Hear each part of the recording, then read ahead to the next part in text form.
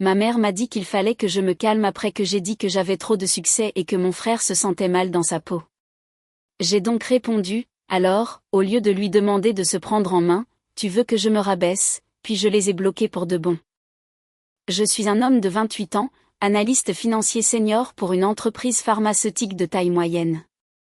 Rien de spectaculaire, mais j'ai gravi les échelons depuis mon poste d'analyste junior juste après l'université. Mon jeune frère, Nathan, 25 ans, lui, il existe. C'est à peu près la chose la plus impressionnante que je puisse dire sur lui sans mentir. Laissez-moi vous dépeindre comment les choses se sont toujours passées dans ma famille. Je suis l'aîné. Dès le premier jour, on attendait de moi que je sois responsable, mature et que je m'élève pratiquement tout seul, tandis que mes parents concentraient toute leur énergie sur Nathan, l'enfant chéri, le petit dernier, celui qui ne pouvait rien faire de mal, même quand il faisait activement le mal. Quand nous étions enfants, je me faisais gronder pour avoir laissé des jouets par terre. Nathan, lui, pouvait mettre tout le salon sens dessus-dessous, et mes parents souriaient en disant qu'il était créatif. J'ai eu des corvées dès l'âge de 7 ans. Nathan n'a commencé à en faire que vers 15 ans. Les anniversaires étaient une plaisanterie. Je recevais des choses pratiques, des vêtements dont j'avais besoin pour l'école, un nouveau sac à dos. Nathan recevait la nouvelle console de jeu, des baskets chères, des billets de concert. Une année, pour mes 14 ans, j'ai eu une calculatrice graphique. Pour ses 12 ans, Nathan a eu une motocross. Mais vous savez quoi? J'ai appris à ne plus me soucier de l'injustice. J'ai simplement baissé la tête et je me suis concentré sur ce que je pouvais contrôler. J'ai étudié dur, obtenu de bonnes notes, travaillé à temps partiel dès 16 ans, et économisé chaque centime. Mes parents ne m'ont jamais aidé financièrement après mes 18 ans. Ni pour l'université, ni pour mon premier appartement, rien. Pendant ce temps, Nathan s'est vu payer ses frais de scolarité, a reçu une voiture et son loyer était couvert pendant ses études. En parlant d'université, je suis allé dans une bonne université d'État avec une bourse académique partielle que je m'étais méritée. Je travaillais 20 heures par semaine, et j'ai obtenu mon diplôme en finance en 4 ans avec une moyenne de 3,7. Nathan y est allé 3 ans plus tard. Mes parents ont payé l'intégralité de ses frais. Il a changé de spécialité 4 fois, a mis 6 ans pour obtenir un diplôme en communication avec une moyenne de 2,3. Sa fête de remise de diplôme comptait 100 personnes et un buffet traiteur. La mienne, c'était un dîner chez Olive Garden. Après l'université, j'ai commencé dans mon entreprise actuelle comme analyste junior, gagnant 42 000 $ par an. Je vivais dans un studio minable, je conduisais une vieille Honda Civic, je mangeais des nouilles instantanées la plupart des soirs et j'économisais agressivement. Nathan passait d'un petit boulot à l'autre dans la vente, démissionnant de la moitié d'entre eux. Il vivait toujours chez mes parents sans payer de loyer, conduisant la voiture qu'ils lui avaient achetée. J'ai travaillé d'arrache-pied, arrivant tôt, partant tard, prenant des projets supplémentaires.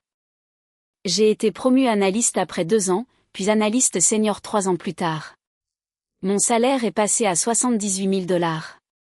J'ai emménagé dans un appartement de 2 chambres décent dans une belle résidence avec salle de sport et piscine. Je me suis acheté une berline Mazda de 3 ans qui avait enfin la climatisation et le Bluetooth. J'ai commencé à bien garnir mon compte d'épargne. Rien d'extravagant, juste une vie d'adulte normale au lieu de celle d'un étudiant fauché. À 24 ans, Nathan était toujours à la maison, travaillant à temps partiel dans un magasin de sport, gagnant peut-être 15 000 $ par an s'il travaillait des semaines complètes, ce qui était rare. Mes parents s'en fichaient. Ils ne lui demandaient pas de loyer. Il soutenait un adulte qui n'avait aucune ambition et passait le plus clair de son temps à jouer aux jeux vidéo et à traîner avec ses amis. L'année dernière, j'ai acheté ma première maison. Rien de fou, une maison de plein pied avec 3 chambres dans une banlieue correcte à 20 minutes du travail. Elle nécessitait quelques rénovations esthétiques, mais la structure était solide.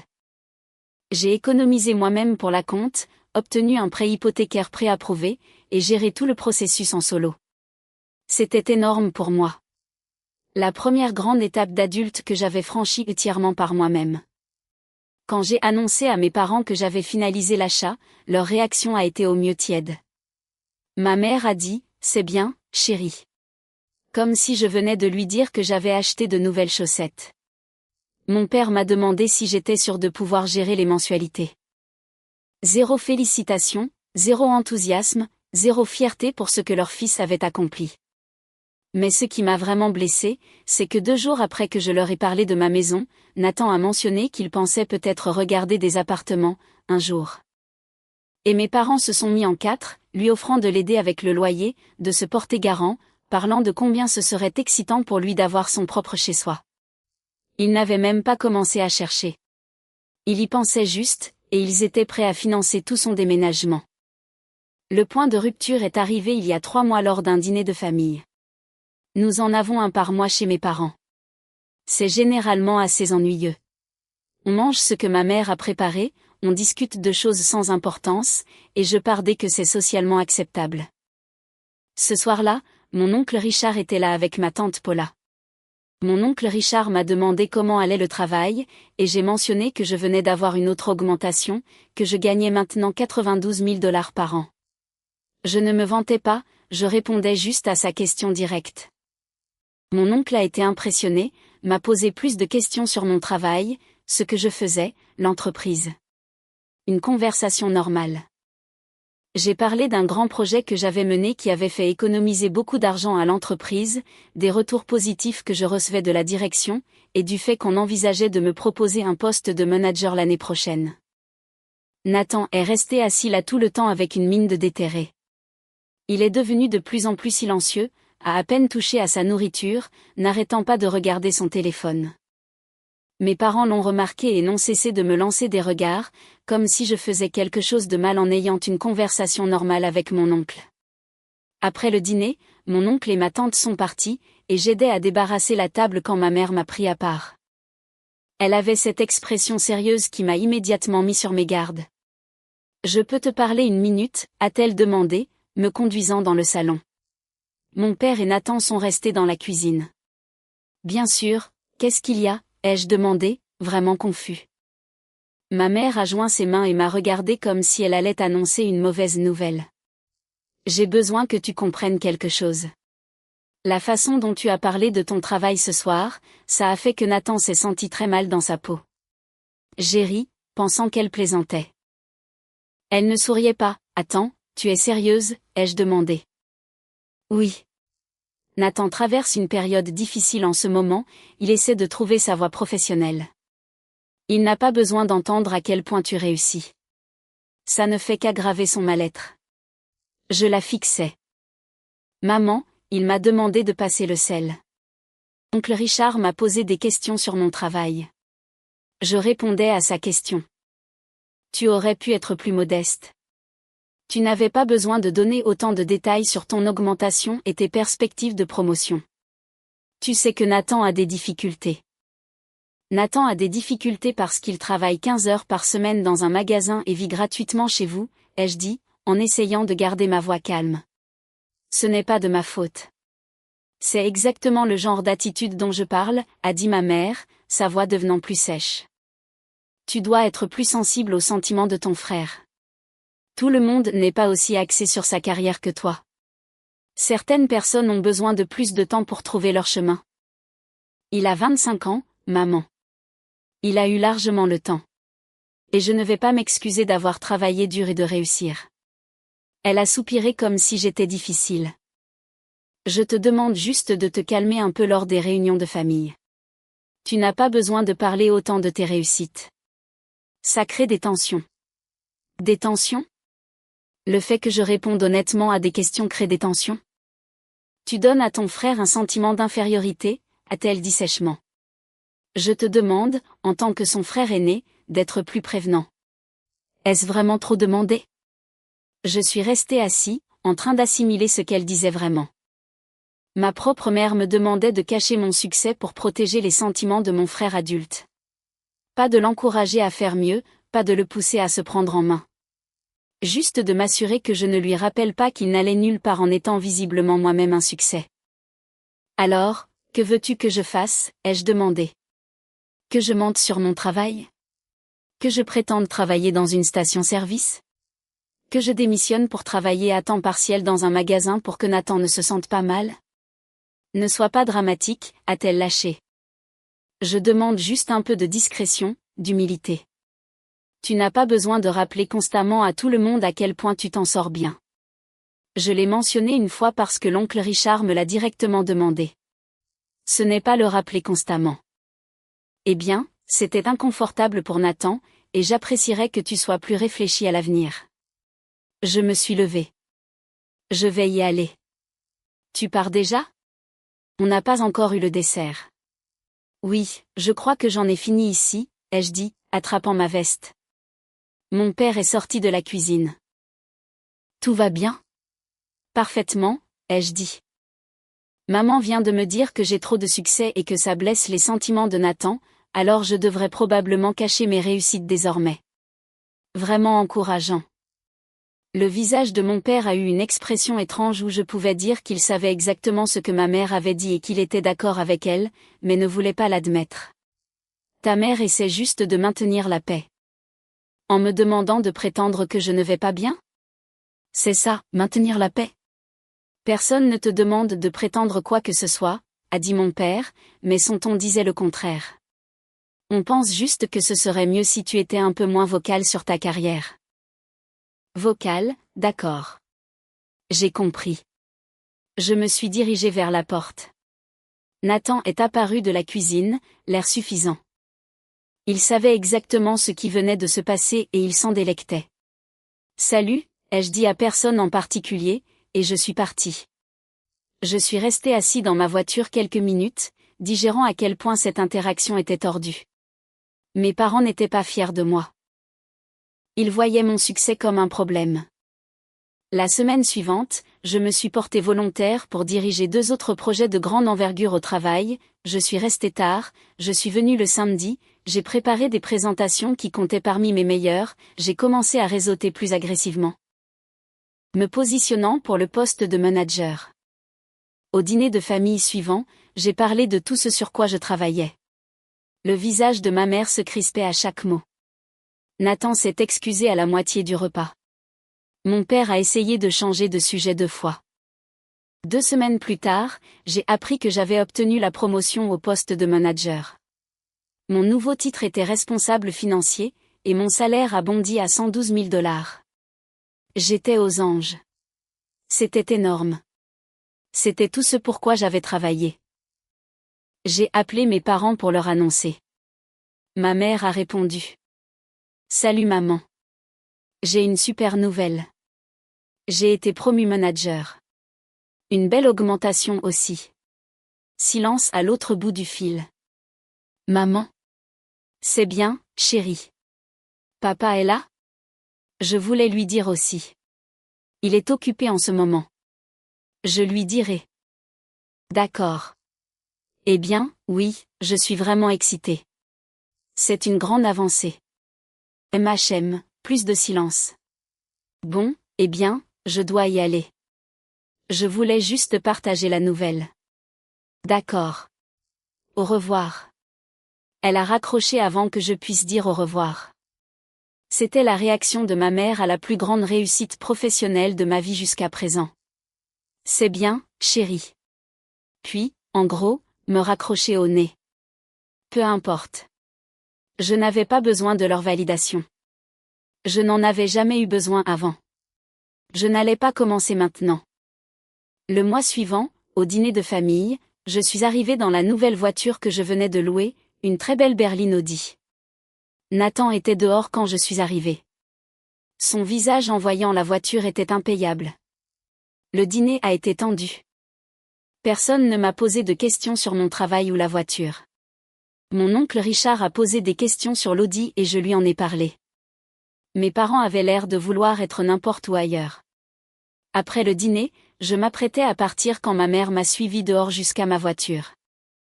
Il faut qu'on parle, a-t-elle dit, les bras croisés. À propos de quoi? Il faut que ça cesse, a-t-elle dit, faisant un geste vague vers ma voiture, apparemment, toute mon existence. Tu frottes ton succès au nez de Nathan.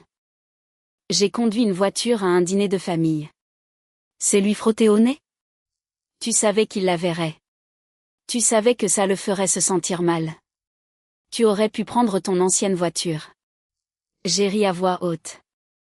Tu veux que je conduise une voiture moins bien pour que mon frère ne se sente pas mal dans sa peau? Tu t'entends parler? J'entends un fils qui est devenu arrogant et sans considération, a-t-elle rétorqué. Tu n'es pas la personne que j'ai élevée. La personne que tu as élevée, maman? Tu m'as à peine élevée. Tu étais trop occupée à t'assurer que Nathan ait tout ce qu'il voulait pendant que je me débrouillais seule. J'ai travaillé pour tout ce que j'ai, absolument tout. Et maintenant que je m'en sors enfin. Tu veux que je le cache parce que Nathan ne supporte pas le fait qu'il n'a rien accompli. Son visage est devenu rouge. Comment oses-tu me parler comme ça? Je dis la vérité. Nathan ne va nulle part parce que toi et papa l'avez assisté toute sa vie. Il n'a aucune ambition, aucune éthique de travail. Aucune motivation parce qu'il n'a jamais eu à développer ces choses. Vous lui avez tout donné et n'avez rien attendu en retour. Ce n'est pas de ma faute. Nathan traverse une période difficile, a-t-elle dit, la voix tremblante. Il essaie de trouver sa voie. La dernière chose dont il a besoin, c'est que son frère étale son succès à chaque occasion. Je n'étale rien. Je vis ma vie. Si ça rend Nathan mal à l'aise, il devrait probablement faire quelque chose de sa propre vie au lieu de s'attendre à ce que je prétende que la mienne ne va pas bien. Tu as changé, a-t-elle dit doucement. Tu étais humble avant. J'étais invisible avant, l'ai-je corrigé. Il y a une différence. Je suis montée dans ma voiture et je suis rentrée chez moi, la laissant plantée dans l'allée. Les semaines suivantes ont été calmes. Je n'ai pas eu de nouvelles de mes parents, sauf pour le rappel mensuel standard du prochain dîner de famille. J'ai failli ne pas y aller, mais je me suis dit, pourquoi les laisser me chasser de la famille? De plus, mon oncle Richard était cool, et j'aimais discuter avec lui. Le dîner a commencé normalement. Ma mère était froide mais civile. Mon père m'a à peine adressé la parole. Nathan avait l'air misérable comme d'habitude. L'oncle Richard m'a demandé comment allait le nouveau travail et je lui ai dit que c'était génial. Je dirigeais maintenant une équipe de 3 analystes, travaillant sur des projets encore plus importants, présentant directement au directeur financier régulièrement. Ma mère s'est excusée de table et est allée dans sa chambre. Mon père m'a lancé un regard noir comme si j'avais dit quelque chose de terrible. J'avais littéralement juste répondu à une question sur mon travail. Peu importe. J'ai fini de dîner, j'ai parlé de stratégie d'investissement avec mon oncle, et je suis partie vers 20h. C'est là que les choses ont pris une tournure vraiment étrange. 2 jours plus tard, j'ai été convoquée dans le bureau de mon patron à la première heure. Il s'appelle Glenn, et c'est un gars plutôt décontracté, mais quand je suis entrée, il avait l'air mal à l'aise. « Ferme la porte », a-t-il dit. Je me suis assis, le cœur battant un peu plus vite. J'ai reçu un appel très étrange hier après-midi, a dit Glenn, d'une femme prétendant être ta mère. Mon estomac s'est noué. Elle a appelé le standard, a été transférée jusqu'à ce qu'elle m'ait. Elle a dit qu'elle était ta mère et qu'elle avait des inquiétudes à discuter concernant ton comportement au travail. Je n'en croyais pas mes oreilles. Quel genre d'inquiétude? Glenn a soupiré. Elle a prétendu que tu te vantais auprès des membres de ta famille de t'attribuer le mérite du travail des autres. Elle a dit que tu mentais sur tes accomplissements et que nous devrions savoir que tu n'es pas réellement responsable du succès que tu revendiques. J'ai eu l'impression de recevoir un coup de poing dans l'estomac. C'est complètement faux. Tout ce sur quoi j'ai travaillé est documenté. Chaque projet, chaque présentation. Tu le sais, tu as tout examiné. Je sais, a dit Glenn. C'est pourquoi cet appel était si bizarre. Elle a aussi prétendu que tu harcelais des collègues et créais un environnement de travail hostile, ce qui n'est évidemment pas vrai car nous n'avons eu aucune plainte à ton sujet. Au contraire, ton équipe adore travailler avec toi. Je n'arrive pas à croire qu'elle ait appelé mon travail, ai-je dit, sincèrement choquée. Pourquoi ferait-elle ça? Glenn a haussé les épaules. J'espérais que tu pourrais me le dire. Elle semblait très convaincue que tu te présentais sous un faux jour. Elle a dit qu'elle craignait que l'entreprise ne soit trompée. Je ne savais même pas comment finir cette phrase. Ma propre mère avait appelé mon patron pour essayer de saboter ma carrière, pour essayer de me faire virer, parce que mon succès faisait que son autre fils se sentait mal. Écoute, a dit Glenn. Je lui ai dit que nous n'avions aucune inquiétude concernant tes performances et que le travail de tous nos employés est minutieusement documenté et examiné. Elle n'a pas semblé satisfaite et a laissé entendre qu'elle pourrait s'adresser à quelqu'un de plus haut placé. Je voulais te prévenir au cas où elle essaierait de contacter notre service RH ou quelqu'un de la direction. Je suis vraiment désolée, ai-je dit. C'est complètement déplacé et inapproprié. Je vais m'en occuper. As-tu besoin de prendre du temps personnel pour régler des affaires familiales, a demandé Glenn, et je pouvais voir qu'il était sincèrement inquiet. Non, ça va. Je vais m'assurer que ça ne se reproduise plus. Pour ce que ça vaut, a dit Glenn alors que je me levais pour partir, tu es l'un de nos meilleurs éléments. Quels que soient les drames familiaux en cours, ça ne se reflète pas sur ton travail ici. Tout le monde connaît la qualité de ce que tu produis. Je l'ai remercié et je suis retournée à mon bureau, mais je ne pouvais me concentrer sur rien. Ma mère avait vraiment appelé mon lieu de travail pour essayer de détruire ma carrière. Ce n'était plus juste me demander de me calmer. C'était du sabotage pur et simple. J'ai attendu la pause déjeuner pour l'appeler. Elle a répondu à la 3e sonnerie. Salut, chérie. As-tu appelé mon patron, l'ai-je interrompu. Silence. Réponds-moi. As-tu appelé mon lieu de travail pour leur dire que je mentais sur mon travail? Je ne sais pas de quoi tu parles, a-t-elle dit, mais sa voix vacillait. Si, tu sais. Mon patron m'a parlé de ton appel, de comment tu as prétendu que je volais le mérite et que je harcelais les gens, de comment tu as essayé de me faire virer. Je n'ai pas essayé de te faire virer, a-t-elle dit sur la défensive. Je pensais juste qu'il devrait connaître la vérité sur la façon dont tu agis vraiment. La vérité? Quelle vérité? Que je travaille dur et que je fais bien mon travail? C'est ça la vérité. Tout ce que j'ai accompli est réel et documenté. Tu as essayé de me saboter avec des mensonges. Tu as été insupportable ces derniers temps, a-t-elle lâché, à te vanter constamment, à frimer, à faire que Nathan se sente mal dans sa peau. Quelqu'un devait te rabattre le caquet. Alors tu as essayé de me faire virer? C'était ça ta solution? Appeler mon employeur avec des accusations inventées? Elles n'étaient pas inventées. Tu t'es attribué le mérite de certaines choses. Arrête de mentir, ai-je dit, ma voix s'élevant. Tu ne connais rien à mon travail. Tu ne sais pas ce que je fais ni ce que j'ai accompli parce que tu n'as jamais pris la peine de demander. Tu as juste décidé que, parce que la vie de Nathan ne va nulle part, la mienne ne devrait pas non plus. Ce n'est pas juste, a-t-elle dit, la voix devenant stridente. Je suis ta mère. J'essayais de t'apprendre un peu d'humilité. En essayant de détruire ma carrière? Ce n'est pas enseigner l'humilité. C'est du sabotage. Tu sais quoi, on a fini. Ne m'appelle plus. Ne contacte plus mon travail. Ne te présente pas chez moi. C'est fini. Tu ne peux pas me parler comme ça. Je suis ta mère. Et tu es censé être fier de ton fils quand il réussit, pas essayer de le démolir parce que ça blesse les sentiments de ton favori. Oublie mon numéro. J'ai raccroché avant qu'elle ne puisse répondre. Mes mains tremblaient. Je n'avais jamais parlé à mes parents comme ça auparavant. Je ne leur avais jamais tenu tête aussi directement. Mais c'en était assez. Elle avait franchi une ligne qui ne pouvait être franchie en retour. Mon téléphone a commencé à sonner immédiatement. Ma mère, puis mon père, puis ma mère à nouveau. J'ai rejeté chaque appel. Puis les textos ont commencé. Maman, tu es ridicule. Rappelle-moi pour qu'on puisse discuter de ça comme des adultes. Papa, ta mère est très contrariée. Ce n'est pas une façon de traiter tes parents. Nathan, mec, qu'est-ce que tu as dit à maman? Elle pleure. J'ai bloqué les 3 numéros. Le reste de la semaine a été étrange. Je m'attendais à ce que ma mère se présente à mon bureau ou appelle à nouveau Glenn, mais rien ne s'est passé.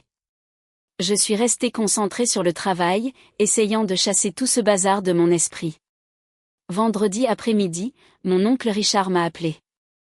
Salut, tu as une minute? J'ai entendu ce qui s'est passé avec ta mère qui a appelé ton travail. Ton père m'en a parlé hier soir. Oh, super. Alors tout le monde est au courant maintenant. Juste moi et ta tante, a-t-il dit. Et pour ce que ça vaut, je pense que ce que ta mère a fait était complètement déplacé, mais genre, vraiment déplacé. Merci, ai-je dit, surpris d'entendre quelqu'un de la famille le dire. J'ai essayé de leur en parler, a continué Richard. Je leur ai dit qu'ils étaient ridicules avec toute cette histoire entre toi et Nathan. Ta mère n'arrêtait pas de dire que tu étais devenu arrogant et que tu avais besoin d'être remis à ta place. Ton père la soutenait. C'était malaisant. C'est à peu près ma vie depuis quelques mois, ai-je dit. Eh bien, je voulais que tu saches que Paula et moi, on ne voit pas les choses comme ça. On pense que tu as fait un travail incroyable pour construire ta carrière. On est fiers de toi, même si tes parents ne peuvent pas l'être. J'ai senti ma gorge se serrer. J'apprécie, vraiment. Et entre nous, a dit Richard en baissant la voix, Nathan doit se prendre en main. Le gamin a 25 ans, il vit à la maison sans vrai travail ni ambition. Tes parents ne lui rendent aucun service en encourageant sa paresse. Essaie de leur dire ça, ai-je dit. Je l'ai fait plusieurs fois. Ils ne veulent pas l'entendre. Ils se sont convaincus que Nathan va trouver sa voie d'un jour à l'autre et devenir un immense succès, et que tu es juste temporairement en avance. C'est délirant.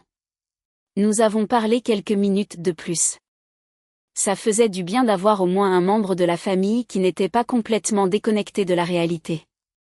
Lundi matin, je suis arrivé au travail en m'attendant à une journée normale. Au lieu de ça, Glenn m'a de nouveau appelé dans son bureau. Il faut qu'on parle, a-t-il dit.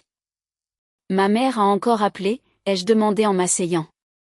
Non, mais notre directrice des RH a reçu un email d'elle vendredi. Un long email détaillant de multiples accusations sur ton comportement, tes performances, affirmant que tu es un imposteur qui manipule la direction. C'était honnêtement assez délirant. Tu te moques de moi. J'aimerais bien. Les RH me l'ont transféré et m'ont demandé de m'en occuper.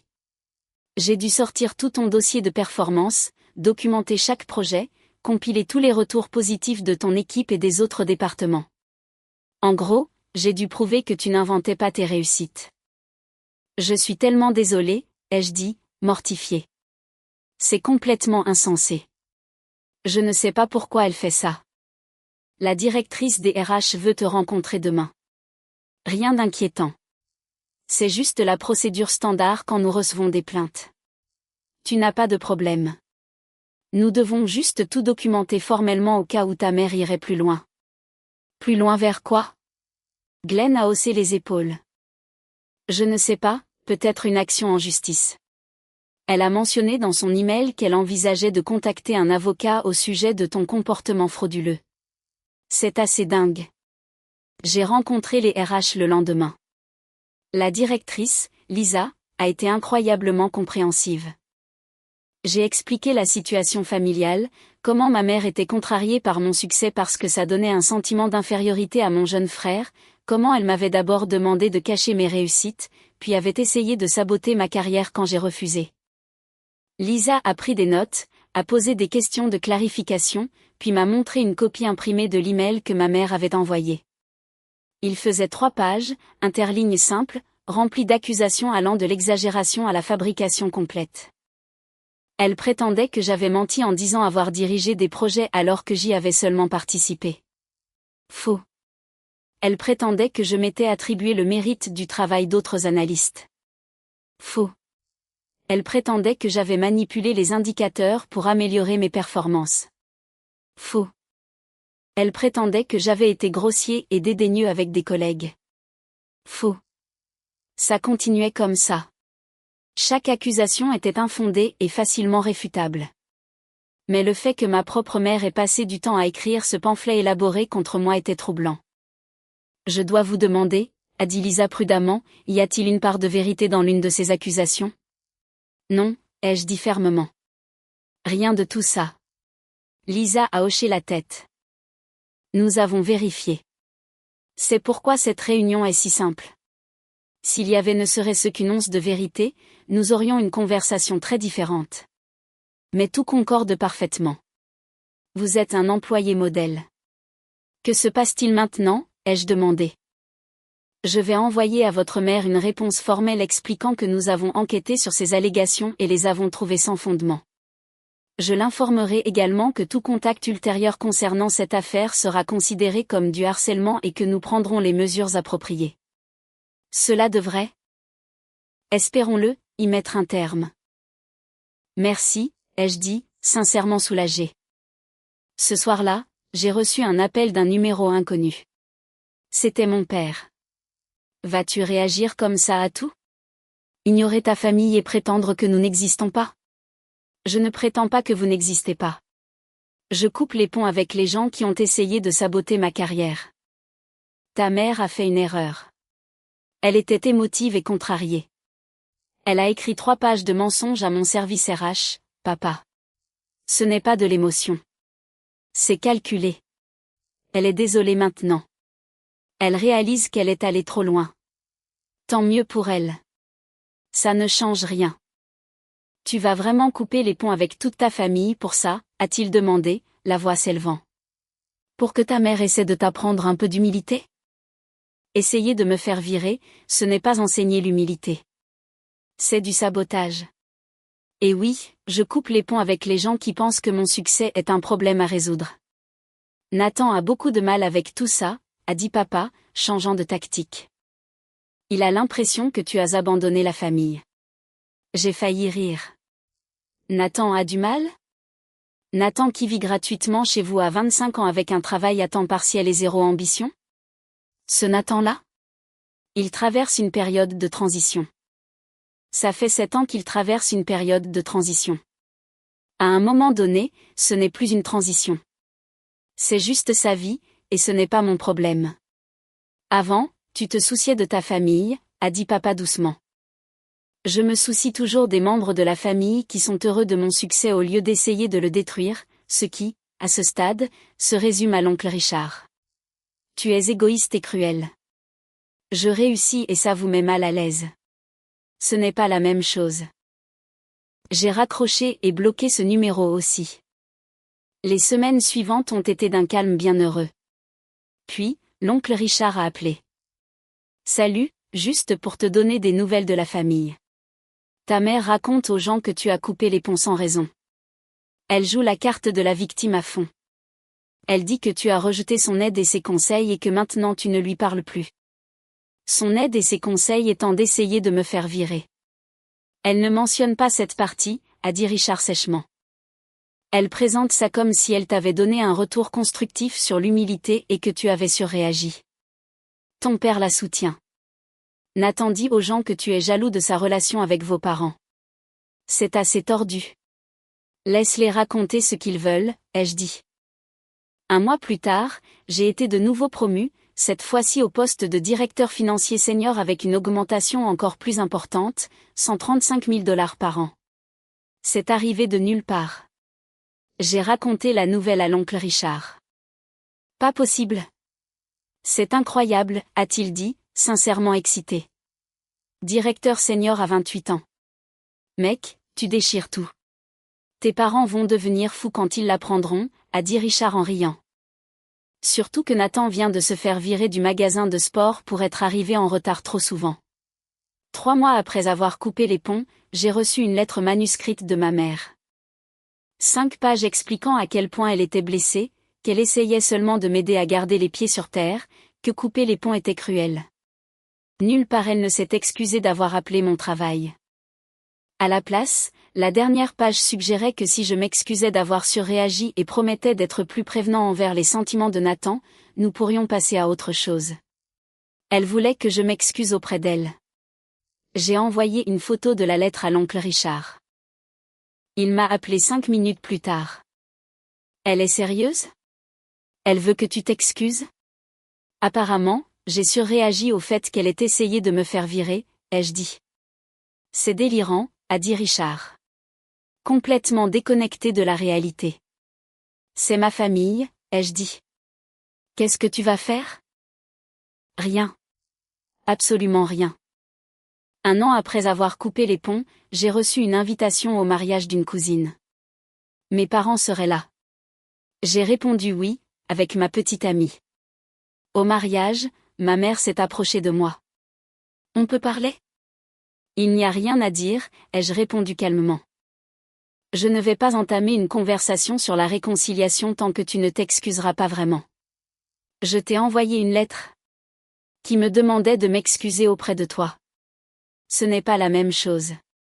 Son visage est devenu rouge. Tu es déraisonnable. J'ai fait une seule erreur.